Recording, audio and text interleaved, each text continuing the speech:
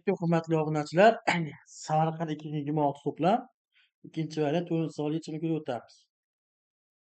Hop, aytyaptiki bitta Z molekulasining massasi m bilan. O'g'lar endi bu haqiqiy absolyut massasi haqida gap boryapti. Siz nima sharoitda v litrni tashkil qiladi? Mhm.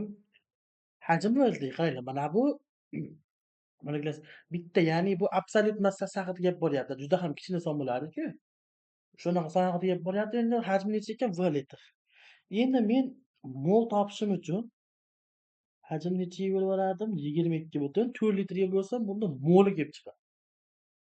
Endi endi men molyar massa topsam bo'ladi. Bu juda ham oson. Ya'ni absolyut massasini enaga ko'paytirib yuborishim kerak. Ya'ni odatda 0,3 ko'paytirib yuborsam, bu molyar massa kelib chiqadi.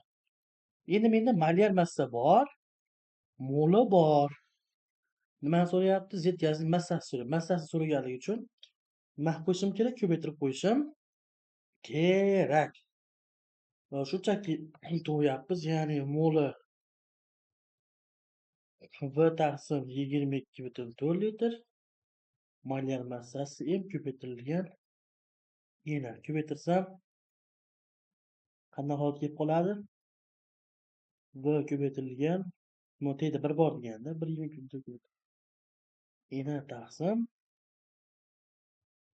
22,4 litr. Shunaqa javob bormi desak, ha bor ekan.